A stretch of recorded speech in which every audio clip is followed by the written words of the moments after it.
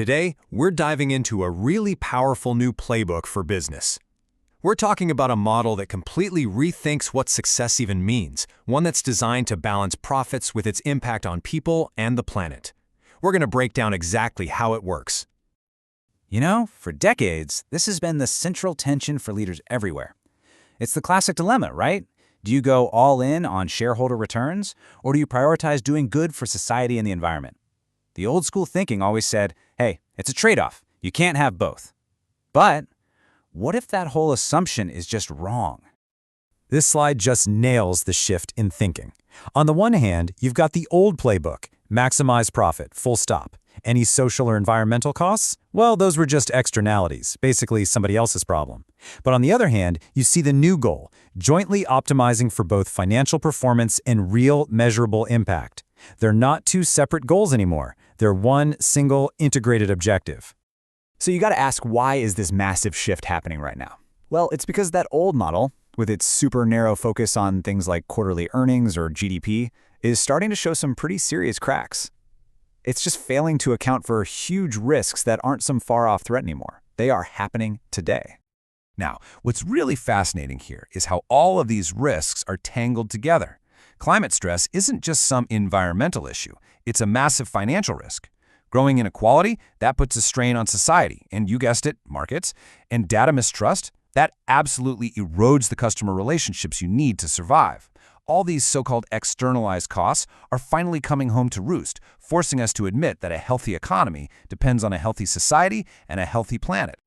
And that brings us to the solution, the impact economy. Look, this isn't just about doing a little less harm or having a charity on the side. This is a fundamental rewrite of the entire business operating system. Let's just unpack this for a second. The key word here is jointly. This isn't about letting the marketing team handle the feel-good stuff while the finance team obsesses over profit. No. It means impact is a core part of every big decision, from product development to the supply chain, and it's measured with the exact same rigor as financial returns. So you might be wondering, how is this any different from corporate social responsibility, or CSR? Well, think about it like this. CSR is often like making a donation. It's a great thing to do, for sure, but it's separate from the core business. The impact economy, on the other hand, is like rewriting the company's entire operating system. It changes how everything works, from the inside out. In our crazy data-driven world, a huge part of respecting people boils down to one simple thing: trust. Specifically, how companies handle our data. And this isn't just about some dense privacy policy nobody reads. It's become a central driver of customer loyalty and long-term value. This is such a critical insight. When we get worried about our privacy, it's not really about the data points themselves. What we're actually worried about is fairness. Do we feel like the exchange is just? Is the company being straight with us? That feeling of justice is what builds trust, and that trust directly impacts how we behave as customers. So how do you actually build that bridge of trust? It's not about hiding behind complicated legal jargon. It's about simple, practical things. Be upfront about what you're asking for. Get specific consent, don't bury it in the fine print, and only collect the data you truly need. These actions are the foundation of trust that can turn compliance from a chore into a real competitive advantage. Okay, so we've pretty much covered the what and the why. Now let's get to the how. Let's look at the practical playbook that any organization can start using. The playbook really stands on three big pillars that all have to work together. First, you start with strategy. You have to embed your impact goals right into your core roadmap. Then, you drive it with incentives. You actually reward people for hitting both their financial and their impact targets. And finally, you sustain it all with trust by design, by baking fairness into every single customer interaction. You need all three.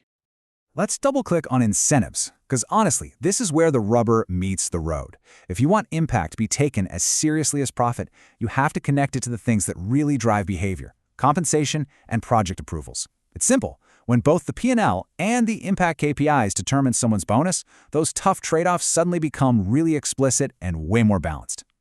And here's a perfect example of what that actually looks like. You don't just track revenue anymore, you track it right alongside your carbon intensity. You don't just look at profit margins in a vacuum.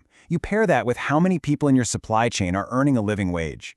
You see how this integrated stack forces a much more balanced, honest conversation? It makes sure impact isn't just an afterthought at the end of the quarter. I know this can all sound a little overwhelming, so the playbook gives you a really tangible place to start. Here's a plan for how you can begin making this real in just the next 3 months. The first 30 days are all about focus. Don't try to boil the ocean. Just pick 2 meaningful goals, define a few key metrics, and figure out where you're starting from. In the next 60 days, you start baking those metrics into your key decision points, like product reviews or budget meetings. And by day 90, you connect it all to rewards and start rolling out Trust by Design. It's an iterative, manageable way to build real momentum.